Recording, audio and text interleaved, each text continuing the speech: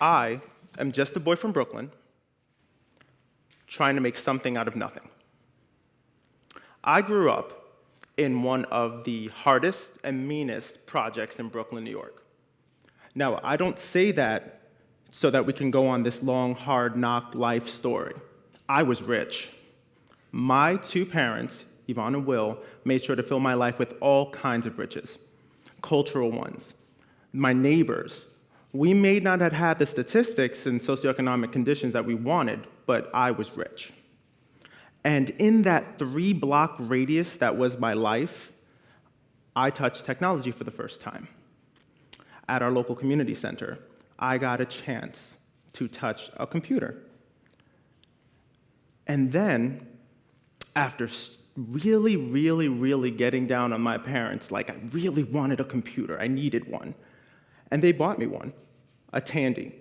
Now, I'm not trying to date myself, and I'm not trying to go into details, but for hours in that room touching code, I knew then that technology was going to change the trajectory of my life.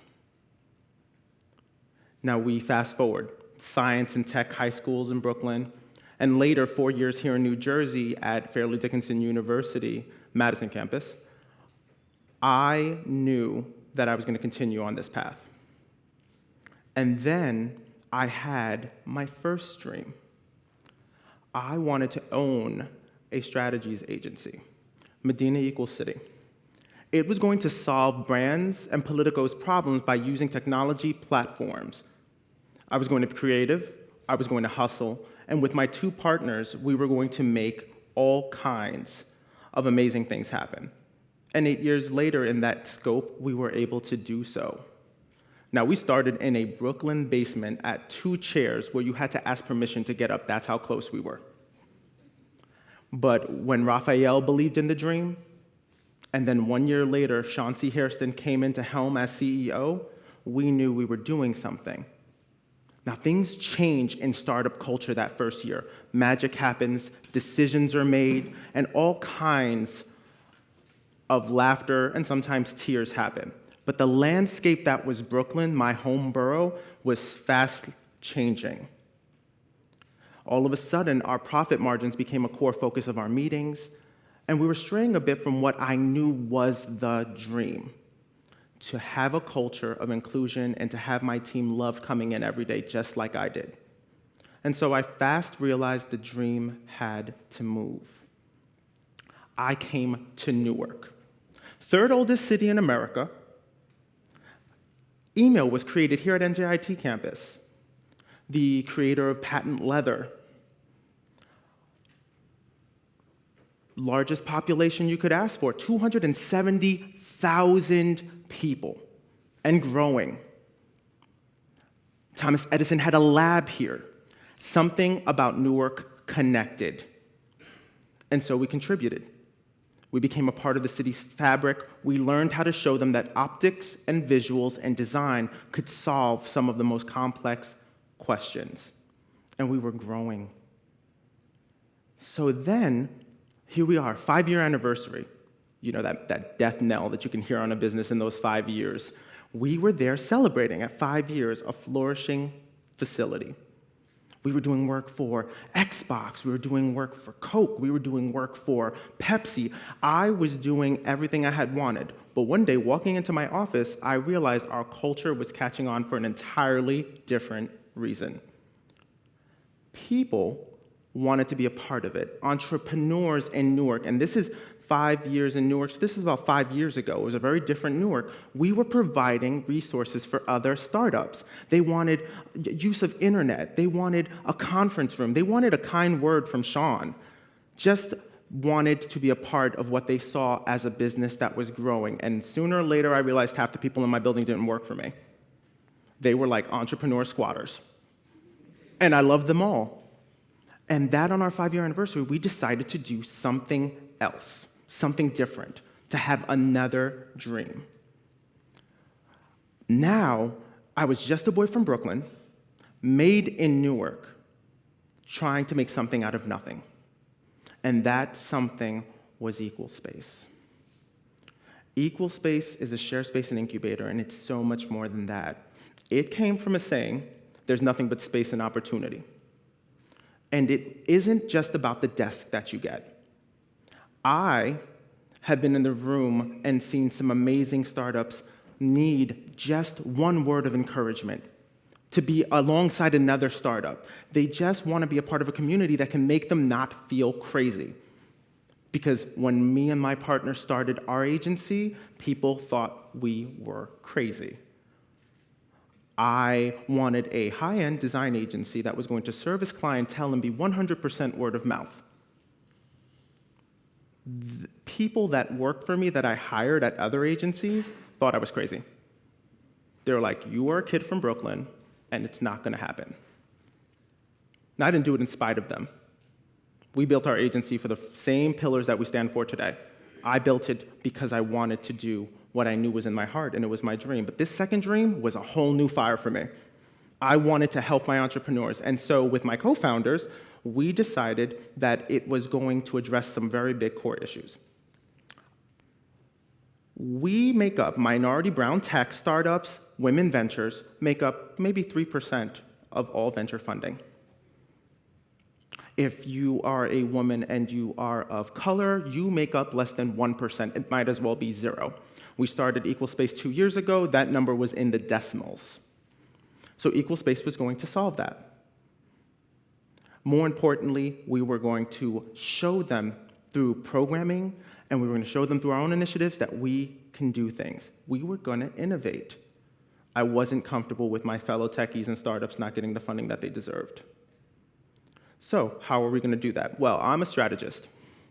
I help people win every day. My clients, I sit at their right hand, and they have goals and they have dreams, and I make them happen. I connect the dots. So I was going to use the same skills for those wonderful clients that I have to help my startups. So here was the formula. I believed that public sector, private industry, and not-for-profit heart could yield initiatives and programs that would mush and push the needle forward. So how are we going to do that? We started it from the very base, the foundation of what the company stands for. Equal Space is housed currently in 2 Gateway Center, inside of Gateway Project Spaces in full partnership with Rebecca Jampol and Jasmine Wahi. It is part of an actual art gallery, that has tons of Newark, over 59 studios. And we make up half of the first floor with our sharespace, and now we're a hub. That is because our principal and only investor, Kevin Collins, who is one of the partners of C&K Properties, believed in the idea when it was just a PowerPoint slide, when it was just, well, I prefer Keynote, so we'll talk about that later. But I showed him what this dream was, a company for profit that was going to change how startups and women ventures and brown tech were going to be funded. And he believed in the formula. And so from the very, very minute you touch Equal Space, you understand that it is a reflection of our city. You walk in, and not only the people who participate as spacers, because once you're part of my space, you're a spacer, but our actual workers, our team, is comprised of Newark brilliance. But now let's talk about some of the amazing initiatives that weren't just started by me, but by the team. Code. I'm in a room full of people who know the power of code. I am standing in front of you, a direct reflection of how technology can completely alter what your future looks like. And so we created, in conjunction, again, collaborating with our resources, we created an amazing initiative, a 12-week program with the city's workforce board, Equal Space, Code Crew, and the Art of Coding, which is a not-for-profit, a 12-week program from unemployed citizens in Newark that would allow them to learn code. It was 3 times a week, and you had to complete 100 hours of pre-qualifying work to even get in. So here's the brilliant part. You would think the obstacles of someone who is unemployed trying to shift careers in this current market would be hard. We retained 100% of our participants. And the age ranges from the lower spectrum of just out of high school all the way into the 50s. Code does not have an age limit. And many of them have found positions in our industry.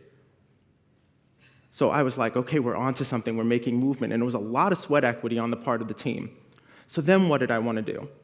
I wanted to affect the next generation as well. It's not enough to just currently handle what am I doing for my future Newarkers. So we have 2 internship programs.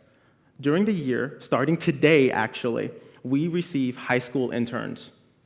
Those interns are Newarkers attending Newark schools, and for 2 times in the week, first, my community manager, Kelly Outing, a Newarker attending Seton Hall, trains them in what social media looks like. From everything from blogging to what startup culture is, to what it is to be a part of a team. They spend that time with Kelly. On the second day, they get mentorship time with me. I get to sit with them, or someone else on the principal team sits with them and talks about what they love, where are their interests, what are they doing, and I feel like I'm arming them with an interest in an industry that has been so kind to me. But the year goes on, and I lose them to summer, to all kinds of vacations that I don't get to go on. And then I get my college interns. These college interns are Newarkers attending schools all over the country, and they are with my team to become what I call digital assassins.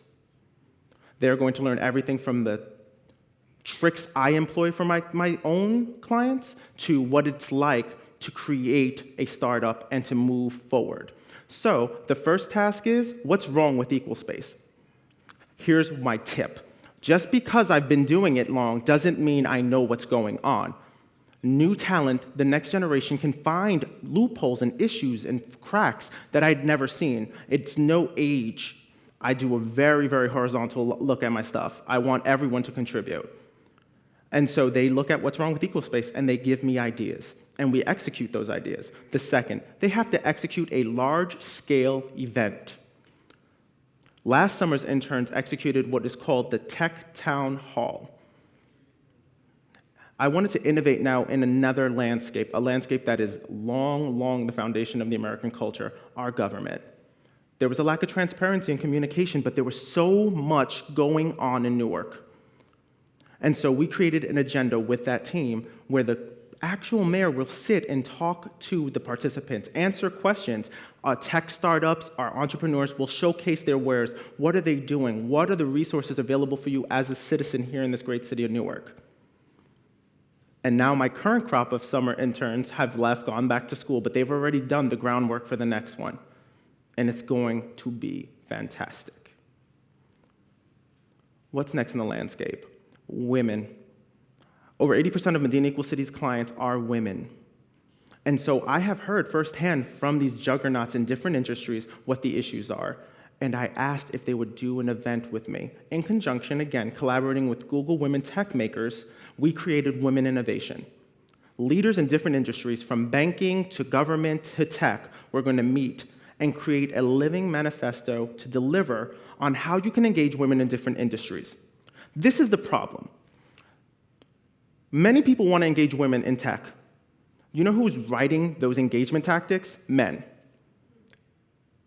So when I hear from some juggernauts in social media networks that talent does not exist, and I proceed to give them statistics and the fact that they haven't done the due diligence, and you obviously aren't going to find those people in Ivy League schools. You might find them in urban centers that are the leaders for how many different things that you touch every day.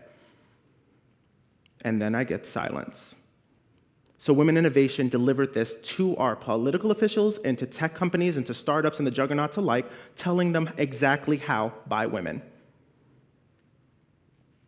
The needle moves forward a little bit more. Now we have an ambassador program.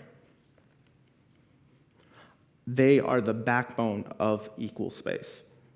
They are entrepreneurs and startups and experts of their own who have agreed to actually voice and lend their talents to Equal Space in an effort to help us be better, but also so that they, in turn, can use the resources and be a part of the community.